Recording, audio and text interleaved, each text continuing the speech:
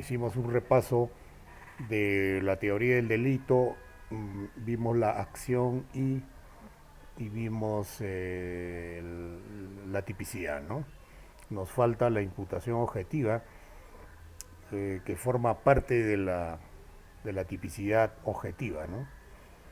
¿Y por qué es importante hacer un repaso de la teoría del delito? Porque si no, no recordamos la, la teoría del delito cuando vamos a estudiar los delitos en sí, que, eh, ¿cómo les puedo decir? No lo vamos a poder entender, ¿no? Porque vamos a analizar casos prácticos y no lo vamos a poder entender, ¿no? O sea, no vamos a captar la idea, ¿no? En el análisis de los delitos si no entendemos la teoría del delito, ¿no? Entonces, para analizar los delitos, de todos los delitos que está en el sílabo, vamos a tomar unos cuantos delitos, los principales, y vamos a analizar con casos reales, ¿no? Casos prácticos pero reales, no casos inventados o imaginados, no, o sea, con acusaciones, no, formalizaciones, de tal manera que se pueda tener una idea cabal, ¿no? Vamos a analizar varias acusaciones. Por ejemplo, nos toca, me parece, delitos contra la vida. Tomaremos un delito, por ejemplo, el feminicidio, ¿no? Una clase completa, y con eso ya abarcamos en sí todo lo que es delito contra la vida, ¿no? Porque en el fondo tiene casi los mismos criterios, ¿no? ¿Ya? Entonces, vamos a ver ahora la primera parte, la imputación objetiva, y después entraremos a lo que es la antijuridicidad y, si podemos, la culpabilidad, ¿no? De tal manera que la otra semana ya trabajamos ya los delitos en sí, ¿no? Luego de haber realizado un, un repaso, ¿no? De la teoría del delito, que lo considero importante, ¿no? Esta clase va a ser grabada y está siendo grabada, ¿no? Y esto lo van a encontrar en la plataforma, ¿no? Lo encuentran en la plataforma, o si no, en mi página YouTube, ¿no? Ahí lo van a encontrar, ¿ya? Bien, entonces, a ver, está compartiendo pantalla Rosario. A ver si, por favor,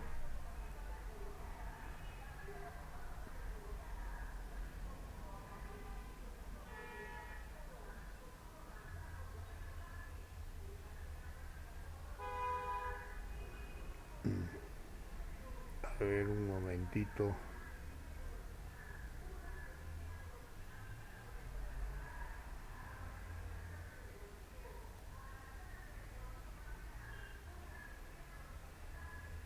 Ahora sí.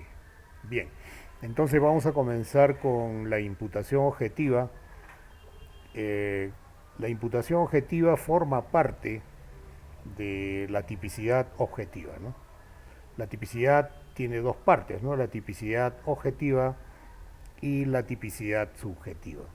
La tipicidad objetiva está conformada, ¿no? Sujeto activo, pasivo, la conducta, el objeto, el bien jurídico, la relación de causalidad, el resultado, y la imputación objetiva, ¿no? Y la tipicidad subjetiva está formado por el dolo y la culpa, ¿no? El dolo es el conocimiento del tipo objetivo, y hay dolo directo, indirecto y eventual, ¿no? Eso ya lo vimos en la clase anterior, ¿no? La culpa es una infracción del deber de cuidado y se divide en culpa con representación y sin representación, ¿no? Y la parte negativa de la culpabilidad, perdón, de la tipicidad, es la ausencia de dolo, ¿no?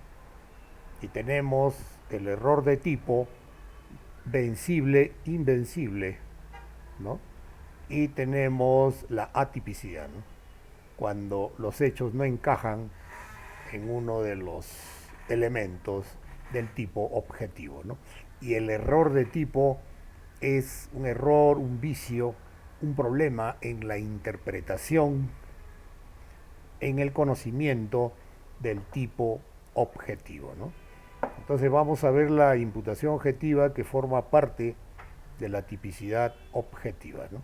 En la imputación objetiva es un conjunto de teorías, dos teorías básicamente, que sirven para establecer la relación de causalidad normativa, no naturalístico, normativa entre conducta y resultado, aunque se puede utilizar únicamente para conducta en delitos de peligro, ¿no? O sea, conducta, resultado, ¿no? Y esa relación de causalidad, ¿no? Lo maneja quién? La imputación objetiva. Entonces, la imputación objetiva, conducta, resultado. Vamos a analizar si este resultado ha sido generado por una conducta determinada, ¿no? Hay muchos delitos que no es posible analizarlos desde la relación de causalidad naturalístico, ¿no? Por ejemplo, un homicidio, si se puede, ¿no? ¿Cuál es la causa? Un disparo, ¿no? ¿Cuál es el efecto? Murió, pues, ¿no? Entonces, eso es causa y efecto, ¿no? Pero hay delitos, muchos delitos, por ejemplo, delitos de peligro, incluso delitos de resultado, donde no se puede realizar o interpretar la relación de causalidad desde un punto de vista naturalístico, siendo necesario una relación de causalidad dogmática, se podría decir, ¿no? Dogmática jurídico-penal, o sea, a partir de una teoría, ¿no? De una teoría específica para poder interpretar esto, ¿no? Y existen dos teorías que forman parte de la teoría funcionalista, ¿no? De la teoría funcionalista, representados, ¿no? Uno de los dos grandes representantes, Roxin y Jacobs, ¿no? Entonces tenemos dos representantes, ¿no? Roxin y Jacobs. Y ellos dos, ¿no? Han diseñado su teoría, ¿no? A partir de la teoría funcionalista. Pero ambas teorías funcionalistas, tanto de Roxin como de Jacobs, son diferentes, ¿no? Un poco diferentes, no son iguales, ¿no? Y vamos a explicar cuáles son esas características, ¿no?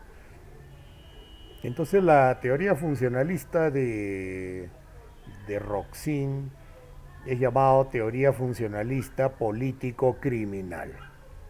¿Ya? Político-criminal. Y cuando se habla de político-criminal, desde el punto de vista de Roxin, él habla de que la pena tiene finalidad preventivo, tiene finalidad protector y tiene una finalidad, bueno, no habla tanto de la resocialización, ¿no? Entonces Roxin dice, cuando se aplica una pena tiene una finalidad preventivo y protector, ¿no? Y que toda persona, cuando nos desenvolvemos en la sociedad, caminamos, corremos, estamos en un vehículo, tomamos un taxi, un avión, comemos, toda actividad que realicemos en la sociedad se genera un riesgo,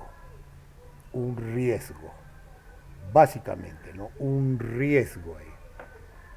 Entonces Roxin dice, toda actividad humana, toda actividad es riesgosa, ¿no? Por ejemplo, yo salgo a la calle, camino por la vereda, puedo ser atropellado, me pueden asaltar, me puedo caer, puedo sufrir algo, ¿no?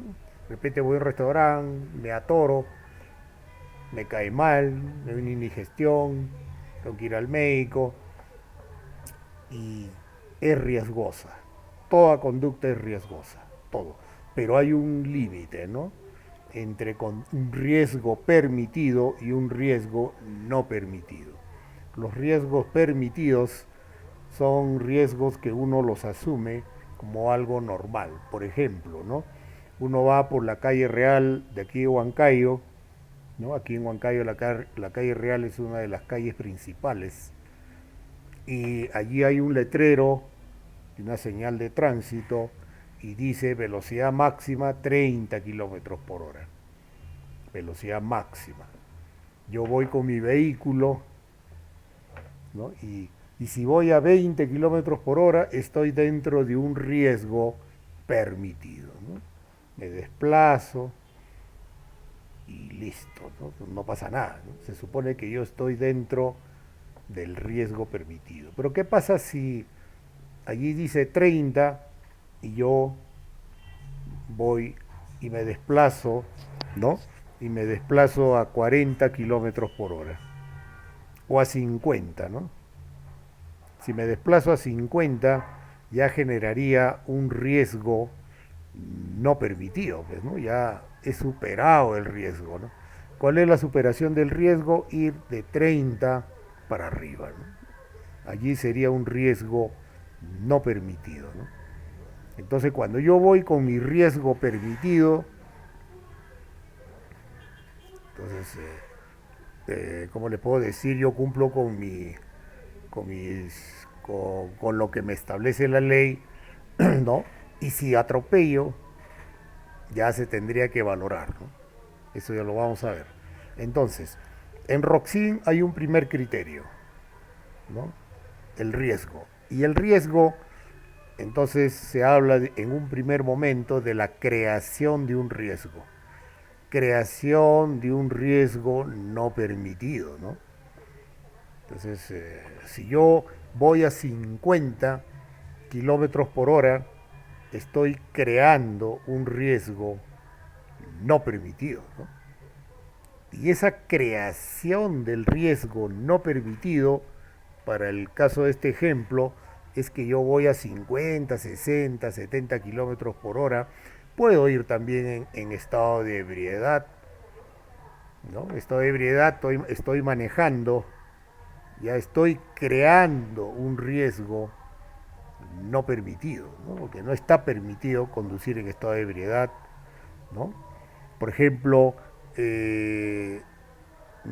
una persona va a asaltar a otra persona con una pistola, ¿no? También está creando un riesgo no permitido, ¿no? Entonces, los riesgos no permitidos están regulados, ¿no? Hay ciertos patrones, ciertos criterios para valorar esto del riesgo no permitido. Y este riesgo, esta creación del riesgo no permitido, genera la realización de un resultado. Entonces son dos criterios, ¿no? Creación del riesgo no permitido y la realización de un resultado. Y este resultado tiene que ser generado por la creación del riesgo no permitido, ¿no? Aquí a nivel de conducta está la creación de un riesgo no permitido. Y el resultado es generado ¿por quién? Por la creación de un riesgo no permitido. Entonces, si yo me voy por la calle Real a una velocidad de 60 kilómetros por hora, ¿no? He creado un riesgo no permitido. Y si atropello, ¿no? Atropello, ese resultado, que es el atropello, ha sido generado por el riesgo, ha sido generado por la creación del riesgo no permitido, ¿no? Eso, así es como se razona en la imputación objetiva desde el punto de vista de Roxin, ¿no? Hay otros criterios, pero con fines didácticos, hasta ahí nomás, ¿no? ¿no? Hasta ahí nomás. Entonces tenemos que la imputación objetiva de Roxin se basa en el riesgo, ¿no? Riesgo. Hay riesgos permitidos y riesgos no permitidos, ¿no? Entonces, tenemos dos criterios. El tercero también lo vamos a decir, ¿no? El primero, la creación de un riesgo no permitido. Yo conduzco mi vehículo a 50 kilómetros por hora, he creado un riesgo no permitido. Atropello, ¿no? Atropello y ese resultado ha sido generado por la creación de un riesgo no permitido, ¿no? Entonces, creación de un riesgo no permitido genera la realización de un resultado.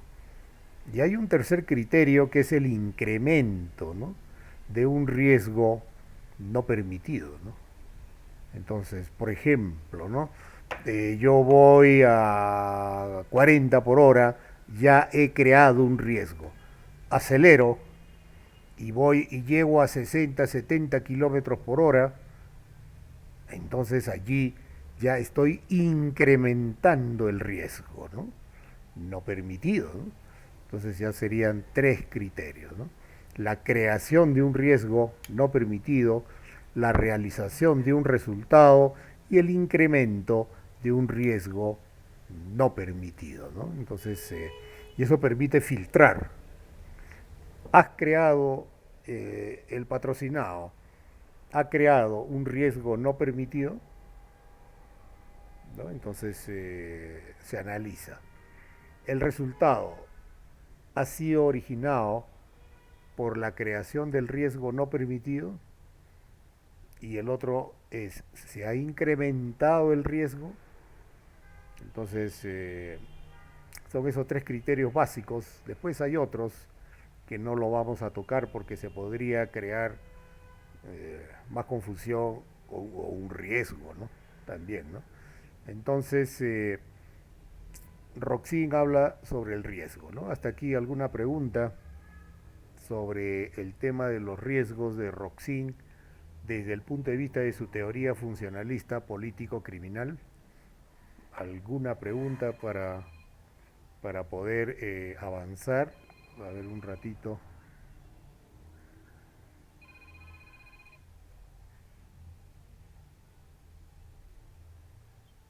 Sí, Estoy abajo, la puerta está cerrada. ya ahorita abajo.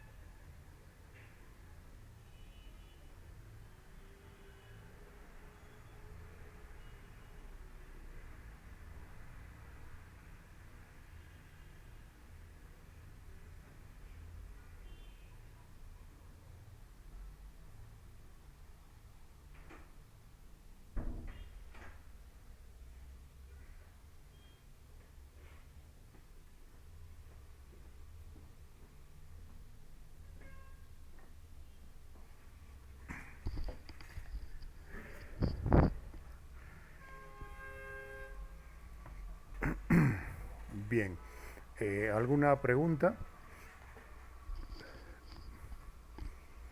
sobre el riesgo, el tema del riesgo desde Roxin. Bien, entonces vamos a analizar ahora el, la imputación objetiva desde, desde Jacobs, ¿no? Desde Gunther Jacobs, que tiene una teoría funcionalista sistémico, ¿no? Él hace un análisis en el sentido de que en una sociedad se mantiene la vigencia de la norma. La norma debe estar siempre vigente, porque si no, ya estaríamos en problemas. Y que la sociedad mantiene expectativas con nosotros, ¿no? Mantiene expectativas y de que nosotros debemos, ¿no?, estar a las expectativas de la sociedad. Y que la sociedad se encuentra regulada por normas, ¿no? Y esa norma hay que mantenerla vigente. Aquí no hay bienes jurídicos, no. El bien jurídico en Jacobs es la vigencia de la norma, ¿ya? Entonces nuestro trabajo, nuestro deber en la sociedad es mantener esa vigencia, ¿no?, de la norma. ¿Y qué pasa cuando no lo cumplimos y vulneramos la vigencia de la norma? Entonces allí la norma que estaba aquí se va al piso, ¿no? Se va, ¿no? Y además hay que tener en cuenta de que la norma tiene una función comunicativa, ¿no? Todos en la sociedad sabemos de que no se deben cometer delitos, ¿no? Y eso es lo que comunica, ¿no? Comunica la norma jurídica a los miembros o a los individuos de una sociedad, ¿no? Y si nosotros lo vulneramos, entonces la vigencia de la norma cae. Y el resto de los miembros de la sociedad dicen, ¿qué pasó? No pasa nada, nadie cumple la ley, hacen lo que desean. Entonces hay un cuestionamiento a la norma. ¿Y qué hace el Estado para recuperar la vigencia de la norma, ¿no? Mantenerlo en su nivel, ¿no?, donde debe estar y no debería haber bajado, ¿no? Entonces aplica una pena para mantener, revalorar la vigencia de la norma. Y comunica también, porque la pena tiene una finalidad comunicativa, ¿no?, en que le dice a todos, el que comete un delito se le va a aplicar una pena y va a ir a la cárcel, ¿no? Entonces eso es revalorizar y mantener la vigencia de la norma y se comunica a todos, ¿no? Y que cuando tú cumples con tu rol en la sociedad, eh, tienes todos los derechos, pero si vulneras, te quitan los derechos y te conviertes en un enemigo. Y siendo un enemigo, al enemigo lo mandamos a la cárcel, ¿no?, porque es un enemigo de la sociedad. Entonces Jacobs siempre, ¿no?, basa su teoría en el tema del rol. Así como Roxin dice el tema de los riesgos, Jacobs dice de que todos cumplimos un rol, todos, nadie se escapa, todos tenemos un rol. Yo tengo un rol de docente, ustedes estudiantes, o como abogado, tengo mi rol, ¿no? Como conductor también, cuando estoy en mi vehículo, tengo un rol. Ustedes también tendrán su trabajo, cumplen un rol, el rol de padre, de madre, el rol de hijos, el rol de conductor, el rol de todo es de acuerdo a un rol. Y el rol está en función de las normas pueden ser jurídicas o pueden ser también las costumbres, ¿no? Las costumbres también dan pautas, roles, ¿no? O sea, las costumbres son conductas también, ¿no? Repetitivas que han sido aceptadas por una determinada sociedad como algo positivo, ¿no? Entonces, cuando las conductas son repetitivas y siempre se hace, se genera la costumbre, ¿no? Entonces, para definir en concreto, esta imputación objetiva está basado en el rol. Jacobs dice el riesgo, perdón, Roxin dice el riesgo, Jacobs dice el rol. Y hay tres criterios, ¿no?, para analizar las conductas, ¿no?, para analizar conducta-resultado, ¿no? El primero es el principio de confianza.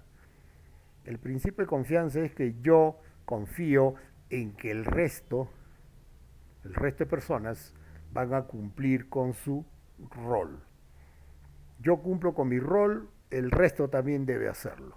Si yo conduzco mi vehículo a 20 kilómetros por hora, bajo un riesgo permitido, cumpliendo mi rol, ¿no?, me desplazo a una velocidad adecuada, no supero lo que dice la señal de tránsito, estoy cumpliendo mi rol de conductor, ¿no? Y no genero riesgo desde un punto de vista de Roxin, ¿no? Y yo confío, el principio de confianza que dice, yo confío que los peatones, todos los peatones van a cruzar la vía por el crucero peatonal, van a respetar las señales de tránsito, etcétera, etcétera, ¿no? Entonces van a cumplir también con su rol, ¿no? Todas las personas, todos van a cumplir con su rol. Entonces yo confío en que ellos van a cumplir con su rol. Ese es el principio de confianza, ¿no? Bastante importante que se tiene que analizar, ¿no? Cuando ya veamos los delitos, vamos a hacer este tipo de análisis, ¿no? Por eso yo estoy repasando para poder entender esto, ¿no? Luego, la prohibición de regreso, ¿no? Es el segundo criterio, ¿no? El primero es el principio de confianza, el segundo, la prohibición de regreso. ¿Qué significa, no? Yo cumplo con mi rol, mi conducta está de acuerdo a lo que establece la ley y yo confío que el resto va a cumplir con las normas, ¿no?, que también van a cumplir con su rol. Pero ¿qué pasa si uno de ellos comete un delito? Esa conducta no me lo pueden pasar a mí también, ¿no? Porque yo estoy cumpliendo con mi rol. El rol vulnerado de él, de la otra persona, no me lo pueden pasar a mí, ¿no? Está prohibido, hay una prohibición de regreso, ¿no? No me lo pueden regresar. El ejemplo típico es del conductor de un taxi, ¿no? Yo estoy conduciendo y me paran, sube una persona con una mochila, se sienta en el copiloto, en el asiento del copiloto, más allá nos interviene la policía, yo le enseño todos mis documentos, ¿no? Todos mis documentos, todo está bien, y cuando lo intervienen al pasajero, le revisan la mochila y encuentran droga. Para la prohibición de regreso, esa conducta del pasajero, del usuario, él debe de cumplir su rol, ¿no? Debe de cumplir su rol. Pero no lo hizo, lo quebrantó, ¿no? Y lo que él ha hecho no me lo pueden pasar a mí, ¿no? Porque yo estoy dentro de mi conducta inocua, neutral, ¿no? Cumpliendo mi rol. Y lo que hacen con él, o lo que él ha hecho, la policía lo interviene, no me lo pueden pasar a mí, ¿no? Entonces eso se llama prohibición de regreso, ¿no? Y el tercero, el propio riesgo de la víctima. Yo voy tranquilo por la calle Real a 20 kilómetros por hora, no genero riesgos, genero riesgos, pero no genero riesgos no permitidos, ¿no? Todos mis riesgos son permitidos, conduzco mi vehículo tranquilo, veo el semáforo, veo las señales de tránsito, ¿no? Y se cruza una persona por medio de la cuadra corriendo y lo atropello, ¿no? ¿Quién generó su riesgo? La víctima. Porque la víctima no cumplió con su rol. Debería haber ido, de haberse desplazado hasta la esquina, de ahí cruzar el semáforo, ¿no? Entonces, entonces allí, como les puedo decir, la propia víctima ha generado su propio riesgo, ¿no? Entonces, bajo este criterio tenemos tres puntos de vista, ¿no? Uno, principio de confianza. Dos, eh, prohibición de regreso. Y tres, propio riesgo de la víctima. Entonces, para realizar un análisis desde la imputación objetiva, comenzamos con el tema del riesgo, ¿no? Comenzamos con el tema del riesgo. Ha creado un riesgo no permitido, ¿no? Se ha realizado el resultado a partir del riesgo no permitido. Y el tercero es, se ha incrementado el riesgo no permitido, se hace un análisis, ¿no? Por ejemplo, yo apunto con la pistola a alguien, ya estoy creando un riesgo, ¿no? Ya estoy creando allí un riesgo no permitido, ¿no? Pero hay un resultado, no, porque es un delito que es a nivel de tentativa, ¿no? Tentativa de homicidio. Pero ya he creado un riesgo. Generalmente esta teoría de la imputación objetiva ha sido diseñado para el delito de resultados, ¿no? Entonces, pero también se puede analizar para delitos de peligro, ¿no? En delito de peligro solamente hay conducta y no existe resultado, ¿no? Un ejemplo típico es la conducción en estado de ebriedad. Conducción en estado de ebriedad, tú conduces en estado de ebriedad, es conducta. ¿Hay algún resultado? No hay. Pero hay un bien jurídico vulnerado, ¿no? Que es el peligro común, ¿ya? Entonces se analiza así, ¿no? Y luego pasamos, por ejemplo, cuando yo disparé, perdón, cuando estoy apuntando, ¿he creado un riesgo no permitido? Sí. ¿Hay un resultado? No. ¿He incrementado el riesgo? En este caso, no. Analizamos, continuamos con el análisis de la imputación objetiva, principio de confianza. Principio de confianza, yo confío que el resto cumpla con su rol, no se puede dar, ¿no? No se cumple, no se aplica. Hay prohibición de regreso, tampoco. Hay propio riesgo de la víctima, no hay. Entonces, en estos casos de la imputación objetiva solamente es necesario a veces que uno de ellos se cumpla, ¿no? Se cumple uno, tú puedes solucionar un problema, ¿no? Como les decía, por ejemplo, de la persona que pasó corriendo a toda velocidad y lo atropellé. Yo como abogado analizo, ¿no? Eh, ¿Ha creado un riesgo no permitido? Yo no. Iba a 20 kilómetros por hora, tengo mi licencia, SOAT, tengo todo, ¿no? Luego,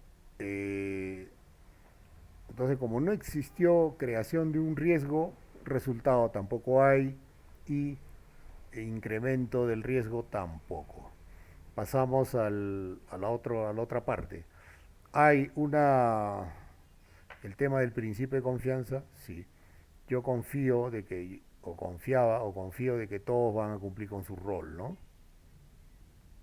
Todos, incluido la persona que ha cruzado, que le he atropellado, yo confiaba de que iba a cumplir con su rol, ¿no? Y entonces,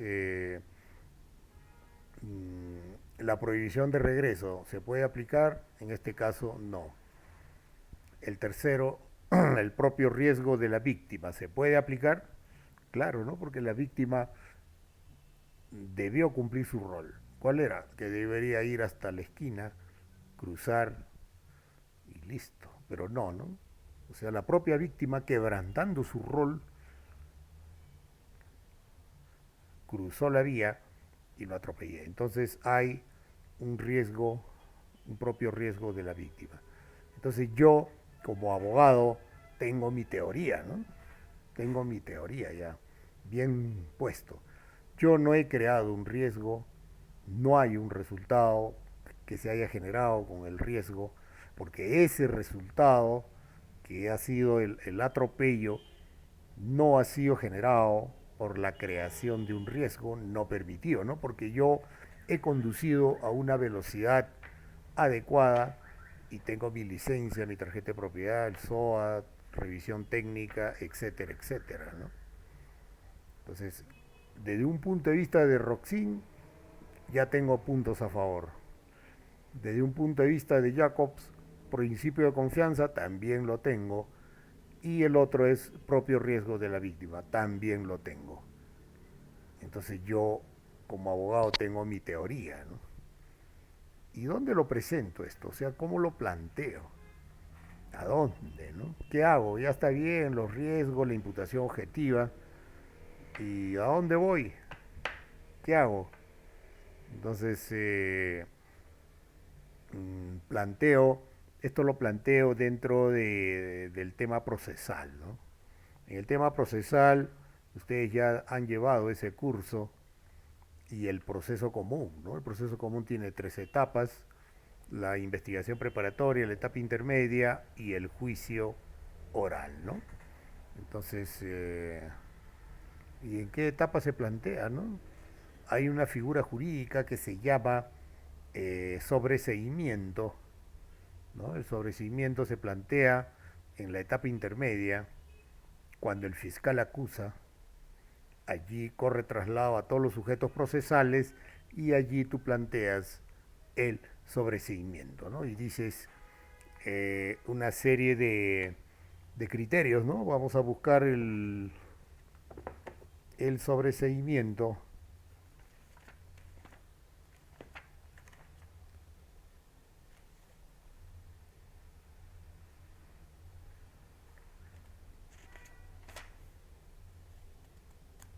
El sobreseimiento está en el artículo 344, numeral 2, y dice, ¿no? El sobreseimiento procede cuando.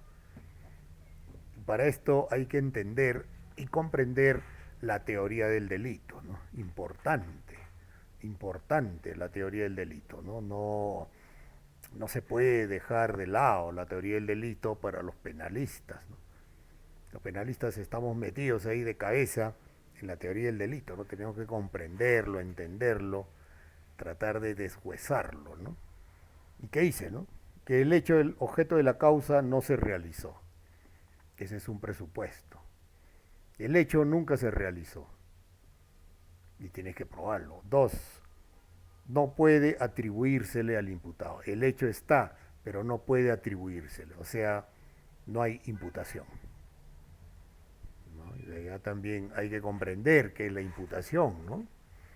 ¿Ya? Otro, el hecho es típico. El hecho no es típico, o sea, es atípico. ¿No? O sea, el hecho no encaja en el tipo penal, ¿no? Y el otro, concurre causa de justificación, ¿no? Hablando de que cuando el hecho no es típico, y si nosotros tenemos dentro de la imputación objetiva por ejemplo, aquí hay propio riesgo de la víctima, allá, y hay principio de confianza, muy bien. Entonces, ¿qué sería esto? Atípico. ¿Ya? Atípico. ¿Ya? Así se analiza esto, ¿no? Luego viene de que no hay causa de justificación, eso lo vamos a ver en antijuridicidad. Causas de inculpabilidad, lo vamos a ver en culpabilidad. Y de no punibilidad, también lo vamos a ver en punibilidad, ¿no? De que la acción penal se ha extinguido, ya prescribió. y listo, ¿no? Entonces eso es el sobreseimiento, ahí se plantea, ¿no? O también se puede plantear en excepción, de improcedencia de acción, ¿no? Se puede plantear en la investigación preparatoria en sí, o se puede plantear en la etapa intermedia, ¿no? Entonces, esos son mecanismos procesales que tenemos los abogados para tratar de archivar el caso, para tratar de que ahí quede y que ya no pasemos a juicio oral, ¿no? Porque en el juicio oral, eh, allí ya es terrorífico, ¿no? Tenebroso, ¿no? Y porque ya está en juego ahí, ¿no? Está en juego la libertad de tu patrocinado, ¿no? Si no has podido archivar, por ejemplo, viendo nosotros la imputación objetiva, el juez dice, bueno, aquí es infundado porque generalmente cuando el juez tiene dudas, no declara fundado el sobreseimiento, ¿no? Y pasamos a juicio, ¿no? Entonces, hay que realizar un análisis profundo, ¿no? Desde la imputación objetiva para ver dónde nos agarramos, ¿no? Ahí porque el fiscal que impulsa el juicio, nosotros no queremos ir a juicio, entonces debemos entender la imputación objetiva, ¿no? Hasta aquí alguna pregunta sobre imputación objetiva y terminamos lo que es la tipicidad.